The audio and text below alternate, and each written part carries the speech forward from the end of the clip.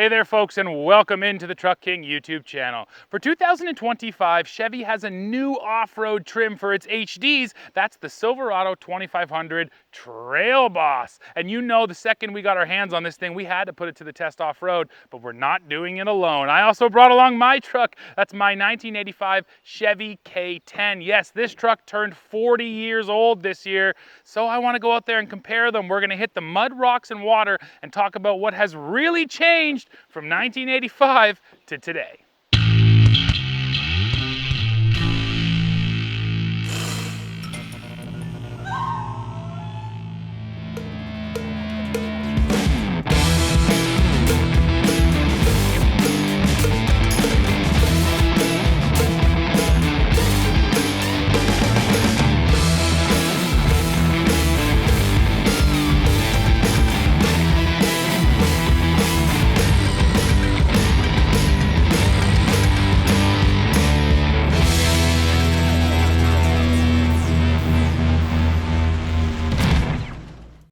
Let's start by taking a look at the powertrain. So over here in our 2500, we do have the optional Duramax diesel. That's a 6.6 liter making 470 horsepower, 975 pound-feet of torque, and that is sending its power through a 10-speed automatic.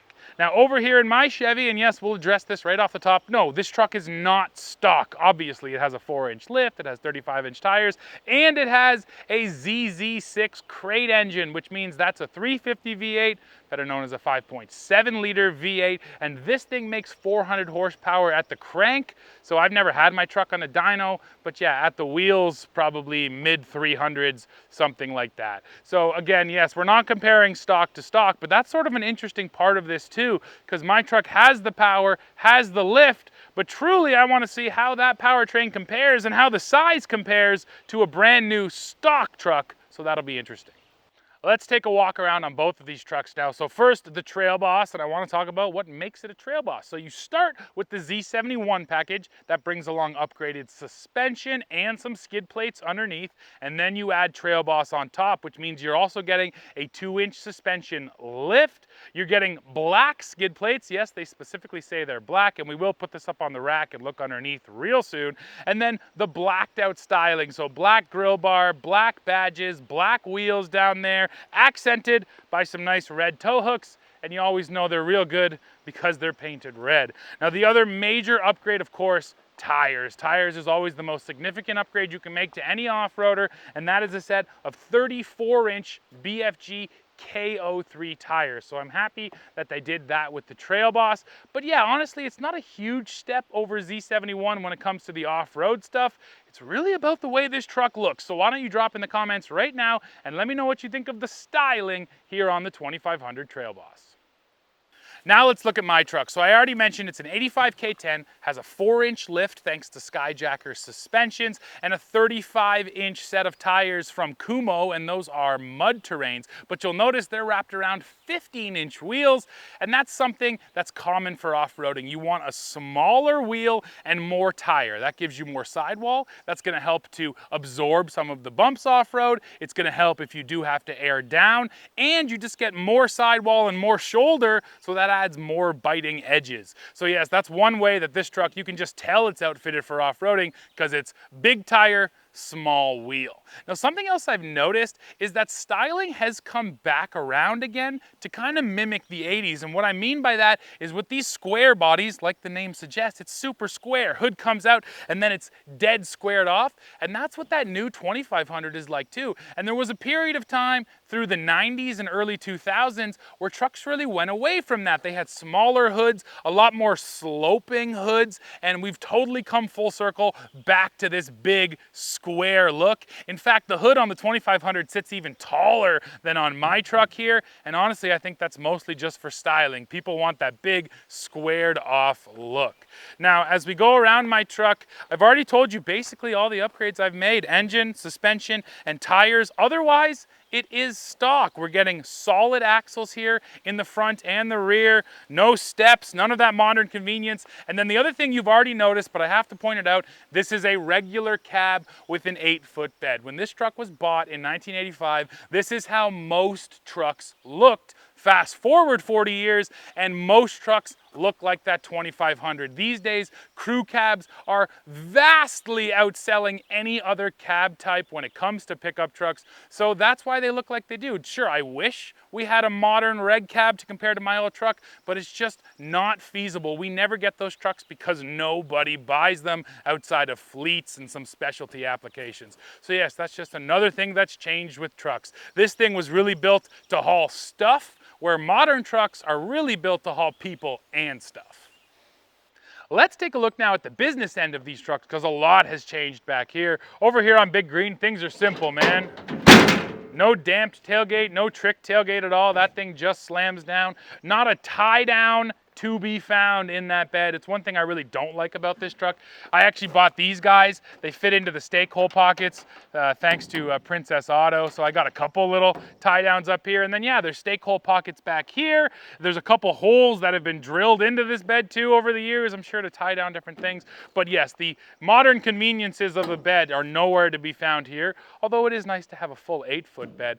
And as you can see, I've been working with this truck. So when this truck came out in '85, it was a half ton, and that name literally meant it could carry half a ton, 1,000 pounds. Now I've upgraded the suspension and the tires, and I just recently had to go pick up some limestone screening, and I put about 2,200 pounds of limestone in the back of this thing, and it handled really well, better than I expected. I was pretty nervous about it, but the suspension still had more, so kudos to Skyjacker Suspension on that one. And I should also mention right now, I posted about that on Instagram, so if you don't follow us on Instagram, make sure you go over there right now. I'm doing my best to be way more active and show you guys more of the day-to-day of what goes on here at Truck King. So yeah, check us out on Instagram. Now let's go look at this bed on the 2500, and I mean, there's so many features here to talk about. First of all, you got your corner step down there. Love having that step. The nice thing about that one is you don't even have to open the tailgate, right? It's always ready to go. If you have something in here, you can just climb in. So absolutely appreciate having that. And then we also get multi-flex tailgate. So I'll quickly run through all the different configurations here. The load stopper, the little table, regular tailgate, and then monster step. And yeah, it's a great step. Biggest one in the industry. This truck has the handle right there to help you up. And if you're unloading and loading things out of this bed constantly, that makes a massive difference. So I'm happy to see that that's here on these HDs as well. And then for features, 3 hard tie down points in every corner. This is the only truck in the industry from Chevrolet and GMC to do that, and I love having those 3 tie downs. I think it's important when you're tying down different things, different heights. It's nice to have choices. We also get power over here. Just 400 watts, but still nice to have a plug. LED lighting in this bed too. And another thing I don't talk about too often, but I should, is you get these cutouts in the walls. And the idea here is you can actually use lumber to make a decking system. So you can have an upper deck and a lower deck. You can have different dividers. There's so much going on in a modern truck bed that just makes it way more convenient to use than what you can find over there on my old 85. Let's talk towing and payload now, and obviously it's no contest. This 2500, A, is a heavy duty, but B, modern trucks can just pull and haul way more. Now I already said when my truck was built, it was considered a half ton, so it's only rated to haul 1,000 pounds. In fact, 1,002 pounds, and I know that because inside my glove box there are 2 stickers. One of them is the original build sheet. I love that GM used to do this, and I think most brands used to do this. You put it right there in the glove box. You're supposed to take it out, but I bet most guys just leave it in there, so then you always know what that original build was. I think that's cool. And right next to it, there is a camper loading information sticker, and that's the one that told me that I can haul 1,000 pounds. But yes, I've had more payload in this truck because the suspension has changed out, and it's felt pretty good. As for tow rating, I frankly don't know what it is, but I can tell you that I've had just over 2,500 pounds on here, and the brakes were not happy in my truck, so I wouldn't want to tow very much with Big Green. But now let's look at this truck, and of course we'll check out the handy dandy trailering information sticker, and it tells us our max payload is 3,134 pounds. That's awesome. Max trailering, conventional, 18,500 pounds. Max gooseneck or fifth wheel at 19,100 pounds. So yes, even though this truck was built for the trail, it can still haul those heavy weights, and that's one of the advantages of modern trucks. We have less compromises than ever. These things really can do it all. Now let's put up this new truck on the rack and see what it looks like underneath.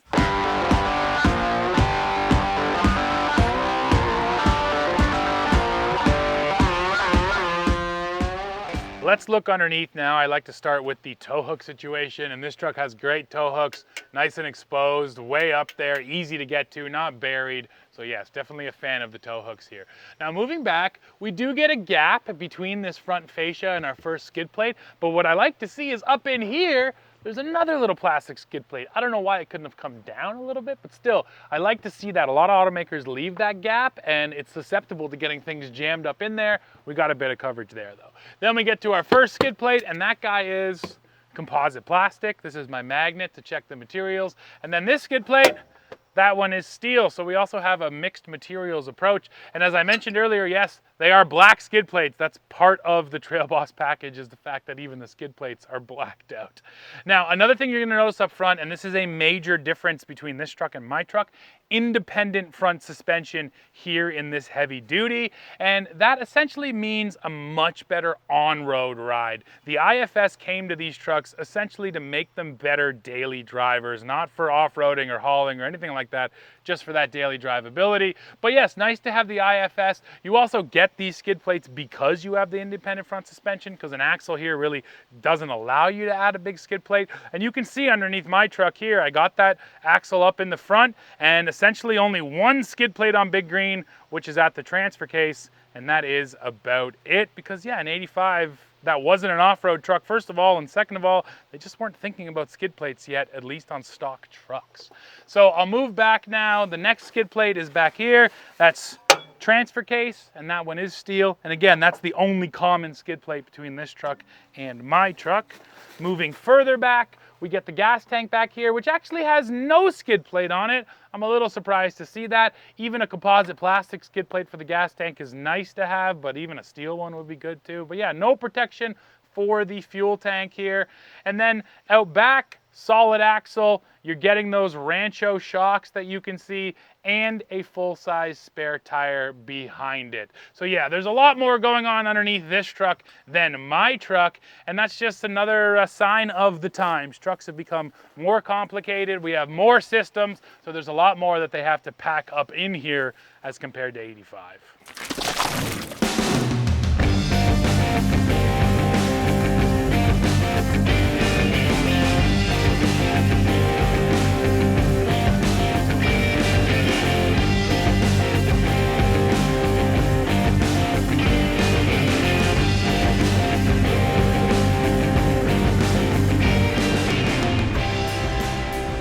Just before we dive into the ditch though, I have one last thing to talk about, and this is a common theme in this video. New trucks do so much for us, including some things that we absolutely take for granted, and that's what I want to show you. Here on Big Green, I still have manual locking front hubs. And I'll be honest, we got out here, I put it in four-wheel drive inside, I went through the ditch, and the truck struggled. And I'm like, this doesn't make sense. My truck shouldn't struggle that much in the ditch. Well, it's because I forgot to get out and lock the hubs. And let me be clear here, because I see this misconception a lot in the comments. Locking hubs and locking differentials are two entirely different things. Locking hubs, you can think of this like the hub here is actually locking the wheel to the axle shaft. So when it's locked, this wheel is able to receive power. When it's in free mode, the axle shaft in there can be spinning, but the wheel doesn't get any of that power. The reason for this is when you're in two-wheel drive out on the highway or around town, you don't want these axle shafts up here to be connected to these tires, because they're just adding drag, adding resistance, and that equals more wear and tear and worse fuel economy. So I always run with these things in free mode because I'm not in four-wheel drive that often, and today when we got out here, I just totally forgot. And in fact, I've been looking up whether the Chevy has auto-locking front hubs or not, and it's not an easy thing to find because it has become so common that we don't even talk about it anymore. Every other modern 4x4 either has auto-locking front hubs or the hubs are just fixed at all times. They don't even disconnect. But like I said, that used to be a thing, a feature that we discussed. We don't even talk about it anymore because all you need to know as the driver in a modern truck is you sit in the seat, you hit a button, and it's in four-wheel drive and away you go. That wasn't the case in '85. There was a lot more things that you had to remember. And now that my hubs are locked, we can go through the ditch and do some off-roading. And now, time to go off-road. And if you're saying, hey, haven't we seen this video before? Well, yes. Last summer, we compared Big Green here to a Silverado 1500 with the Bison package. But honestly, when I saw this 2500 Trail Boss come up, I thought, that's really interesting. How does this thing compare to a heavy-duty truck rather than to another half-ton? So that's one of the main reasons we're out here redoing this. And it's also important to do things same day, same conditions, because the conditions change all the time. So I'm in 4 high, and we're gonna see if we can just creep through this ditch.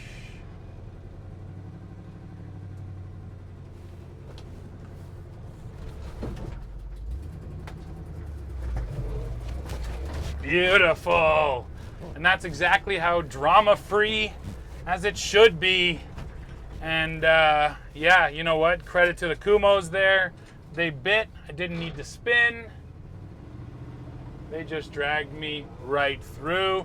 And the fact that I don't have any lockers really didn't matter for the ditch. Now, it might matter for the ruts. These ruts are really meant to test lockers because it's gonna lift up 2 wheels at the same time, leaving only 2 wheels in traction with the ground.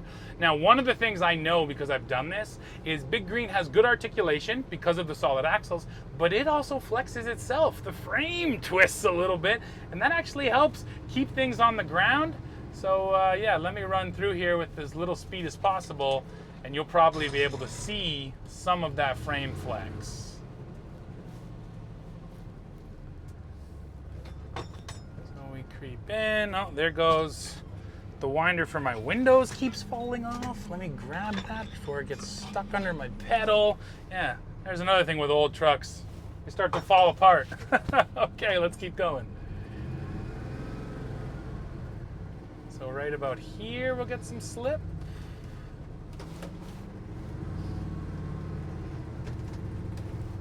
Nice.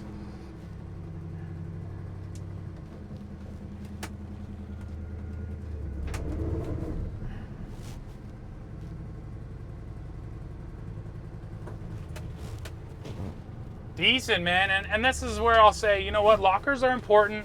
Lockers can really get you into a lot of gnarly places, but articulation, if you have enough of it, well, it kind of negates the need for the locker because you're not getting that wheel lift, and that's what I think you saw right there creeping through the ruts, is this thing just articulates so well, it doesn't need a locker.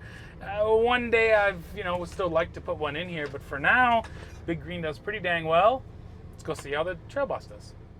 And now it's 2500 Trail Boss time, and I'm gonna start with the most Captain Obvious statement of the video, but it has to be said when you're comparing old trucks to new trucks. When we're talking interior comfort, features, materials, the new truck destroys the old truck. I mean, Big Green doesn't even have a headliner in it, where this truck has all kinds of gorgeous materials, super comfortable seats. I mean, bucket seats, these have become basically commonplace in all of our new trucks. There's still a couple bench seats out there, but you don't see them too often. Whereas in '85, the bench seat was the #1 seat you could get. So yeah, that's just one of the things that has to be said. If you're talking about just sort of comfort and conveniences, the new truck destroys the old truck. It's barely even worth comparing.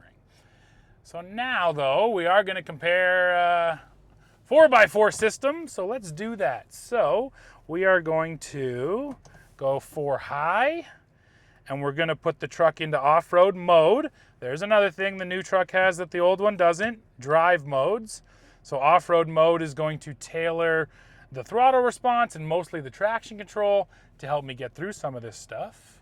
And here we go. And just like with my truck, I'm going to try and creep through here with little to no momentum to see if the tires can really bite. And there's the nose fully in. Oh, let's shut off the parking sensors. That's a single button push, although I do think parking sensors should shut off in off-road modes automatically. And climbing, climbing, climbing, climbing. Nice.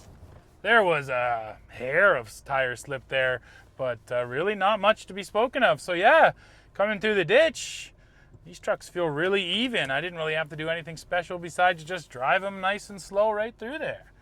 So now let's go see what happens in the ruts. And I can tell you, I don't think this truck is gonna flex as good as my truck did. Articulation and some of that frame flex that I mentioned, but we do have the G80 automatic rear locker here in this Trail Boss, and that should absolutely show itself in just a moment.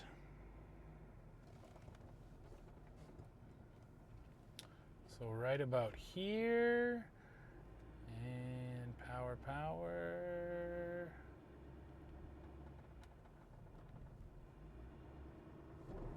Ka-chunk. Yep, there's the G80. And it pronounces itself, you feel it. Ka-chunk. There it is again. So the way that G80 works is that when one tire overspins the other tire by a certain set amount, that locker automatically grabs, and it's a mechanical system. That is actually not a computerized system, so it's fully mechanical, and that's the beauty of it right there. You get into a situation, you get a bit of slip, suddenly that locker, boom, engages, and you get the power where you need it. It really just feels like a kick in the butt that I got coming through those ruts, and it worked well. The downside of the G80 is it's not selectable. So it only works when you actually spin the tires. You cannot turn it on before you get into an obstacle or before you get into a situation. You have to be in that situation, experience tire slip, and then it grabs. So there are pros and cons to it, but for I think the majority of use cases in a truck like this, it absolutely is going to get the job done. So I like having that G80. And while yes, this truck definitely lifted its wheels more off the ground, like I said, didn't flex as well, still got through there fairly drama-free. So why don't we head over to the left hook now, see what happens there. I think, yeah, while driving here between obstacles, just on our way to the left hook, sort of on the main trail, what really jumps out to me is how good the suspension is on modern heavy-duty trucks. This thing is absolutely more comfortable than Big Green is. Now, let me say, it does feel big out here because it's a big truck, and the suspension feels stiffer than what you're going to find in a half-ton, and especially in the mid-sized trucks that we test. So when it comes to off-roading, yeah, the HD is still gonna be a little bit rougher on its passengers. But this is the difference that we've seen in the last 2 decades especially. There was a time when you wouldn't even think of daily driving a heavy-duty truck because the compromise was just so harsh. The suspension was so stiff to be able to deal with those heavy loads that driving it unloaded just seemed silly. That age is entirely gone, and it's been gone for quite a few years now. We're at the point where dailying an HD is barely different than dailying a half-ton, and this is just sort of driving that point home to me. Now again, my truck doesn't have stock suspension, but it does have 4-corner leaf springs, and when I got the truck, it had a 4-inch lift, but it was a block lift. That's essentially where you take a steel block and jam it up under the stock suspension. Well, I went to Skyjacker and got an actual suspension lift, so long travel suspension, and my truck still isn't as comfortable as this truck is, which again, I think is just such a testament to the amount of compromise we have today, which is to say almost no compromise. You can get a truck that's good off-road, tows a lot, and is very comfortable when cruising down the highway unloaded, and that's what this Trail Boss is feeling like.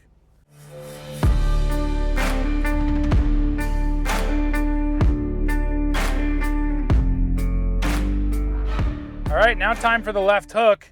And driving over here, man, was this truck ever feeling big. So let's start by doing that.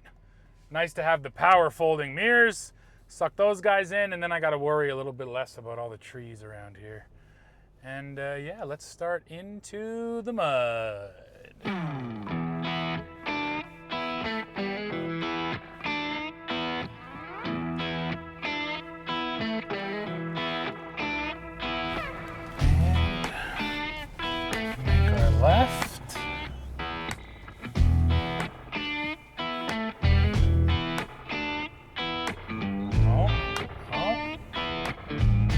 Wow, it's slick out here.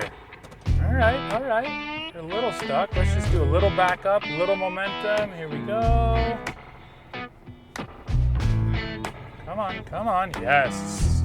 Ooh, ka-chunk. There's a rock in the back end. Yeah, it's slippery out here today, man. It'll be interesting to see what happens in the deep stuff. Here it comes. And here we go. I made one change, folks. I put it down into 4 low. That changes how the traction control system works. I'm still in off-road mode, and I want to carry a bit of speed through here because the mud's been slick today. So let's go, baby. Let's go. Let's go. Yes. Okay, and here's the transition to the hill. Okay. Oh my gosh, this truck feels massive out here. No! I lost all my momentum.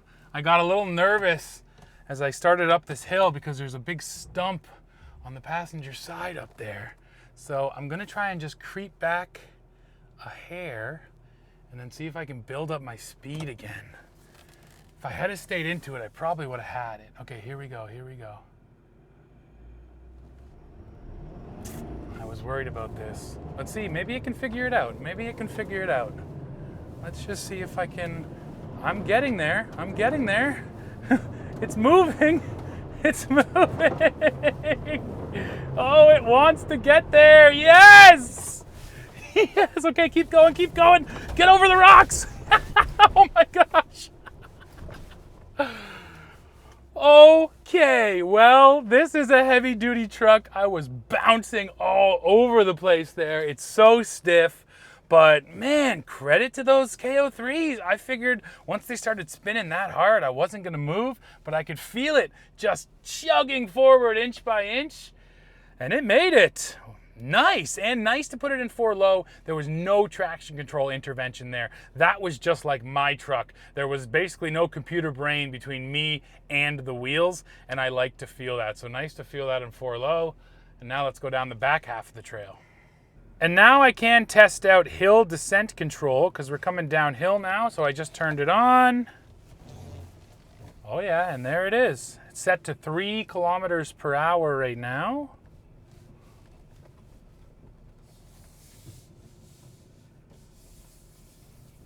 And nice to have these systems. It does make coming down a hill like this just that much more calm, and it allows me to really focus on my wheel placement and on my hands and forget about my feet. And honestly, that was mostly gearing. The brakes were intervening a little bit, but for the most part, that was just the fact that we were in 4 low. And now we're gonna pick up a bit of speed because the mud pit's getting bigger here on the backside of the left hook. Nice. Oh, that was a big hit, but not bad. All right, that mud, it's not as deep on this side, luckily. We're just sort of exposing a lot more of it as we drive through here. Bigger and heavier trucks. Well, overall, that was pretty good. It struggled on the hill. I'll chalk some of that up to me. I think I probably would have had that hill if I had stayed into it. But I already mentioned earlier, you know, I've got to be a little bit careful with these trucks. I do not want to break it. Whereas with Biggie Green, I don't mind putting my foot into it and seeing what happens. So yeah, let's go get in my truck now and see what happens. All right, folks, now the deep section on the left hook here in Big Green. I've put it down into 4 low as well, and I'm running it in first gear, so 4 low first. I don't want to put it in bull low because I want a little bit of speed coming through here. But yeah, let's feel it. So no clearance issues here either. Actually, no clearance with either one of these trucks. No clearance issues. Nice. And now let's see how the transition to the hill goes. Yes. And where the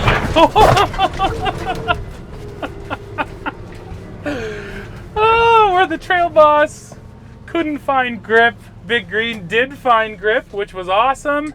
I guess now I should also mention my truck is probably 2,000 pounds lighter than that other truck. So that's also going a long way. And while I was bouncing around there quite a bit as well, yeah, after doing that, I gotta say, I think Big Green rides a hair worse than the 2500, not a lot worse. When I really started pounding on the suspension on that HD, it didn't feel great either. But yes, I stick by what I said. My truck is still a little more uncomfortable than that truck. And that truck, I didn't quite hit the roof. Here, I almost did. And now here's the hill descent control portion of the test, but of course Big Green doesn't have a button for that. I've got it in low, and now I do have it in the bull low gear, and my foot is off the brake right now. And we're creeping down the hill. A little faster than the new truck, but not crazy. And yeah, it's nice to have gearing like this for this exact reason. And this is all that hill descent control is trying to replicate, old school gearing. Now, one of the big advantages to hill descent control, though, is when you get to the bottom of the hill, you just put your foot into the gas and away the truck goes. Here in my truck, I'm stuck in low unless I shift. So I'm going to quickly upshift to first, and now we're going to dive into the mud. So yeah, that's a big general difference, but here in my truck, I got to remember to do everything. In the new trucks, they do so much of it for you.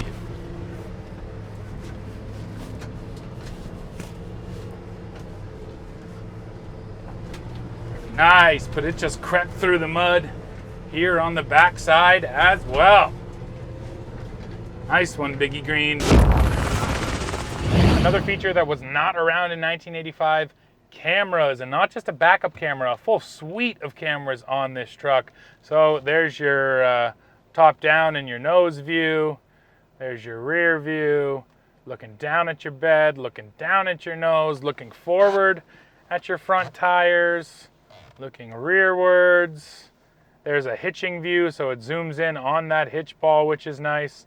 And then you also have a chimsel camera, so you can check out what's in your bed if you're hauling stuff, or if you have a fifth wheel in there, this really helps when you're hooking up. So yeah, nice to have so many cameras. And yeah, these trucks are huge these days, so it really is necessary to have some help when you're looking around. I was just in my dad's 2024 Chevy 3500, and I had to back in to this really kind of tight spot to pick up this ramp we had here at the cottage, and I was going between concrete blocks and trailers, and the cameras were massively helpful because I could see right down to my tires and know that I was, 2 inches off, but I had that 2 inches to spare. So that's just a little story to say, yes, in a big vehicle like this, I love having all of these camera views, and they're quite good here in the truck. Well, everybody, we are coming to the end of this video. So what did we really learn today? Well, there is a sentiment that is shared often on the internet, and that is, they don't build trucks like they used to. And to that I say, good. You saw it in this video. That stock 2500 Trail Boss did all the off-road stuff that my modified truck did, plus it has huge towing and payload and an absolutely comfortable interior for cruising down the road. So in just about every way, modern trucks are just straight up better. Now there's two things that really stand out to me about old trucks like Big Green here. The first one is simplicity. Listen, I'm not much of a mechanic, but I can work on this truck because everything is mechanical. I can look at it and figure it out. I don't even know where to start on a new truck when it comes to fixing it. So yes, if you're looking for simplicity and you're trying to fix things, old trucks are way better. And there is truth to the fact that this truck right here is overbuilt. And I know that because the transmission and the transfer case that you find in a Chevy K10, well, in '85, it was used in every truck that Chevy built, including medium duty trucks. So rather than engineer a different T-case and a different transmission for each truck based on its usage, Chevy just said, no, make a system for the heaviest truck and then roll it down to the lighter trucks. So there is some truth in the fact that old trucks used to be overbuilt, where new trucks, I feel like because of computer modeling, are built right up to the edge, right up to that standard, and they don't go beyond. They build them just strong enough and not beyond that. So yes, I think the argument that my old kind of dumb truck is pretty reliable and could be running for a lot longer than that new truck, I think that stands up. But if we're just talking about performance, how they drive, how they handle, all of the different features, the new truck is so dang good. Now, of course, I do have to drop the price on you too. This Trail Boss here in Canada costs a little bit over $100,000. So that's another thing that has changed. Back in '85, nobody ever thought that a truck would cost over 100 grand, and that's where we are today, 40 years later. So yeah, you're gonna pay for it, but if you do, this is one heck of a capable truck. So folks, that's it for this one. Now, of course, I need to hear from you. Go in the comments, let me know what you thought of this comparison. Which truck would you take? I should also say, I think Big Green's more fun to off-road in because it's all mechanical, because it doesn't have traction control or ECUs, and that just makes it a little bit more rewarding as the driver. But yes, I also admit not a lot of people are buying this just to have fun off-road. So anyways, I could keep talking about this forever, but I better shut up now, so please drop in the comments, let me know what you think of these two trucks.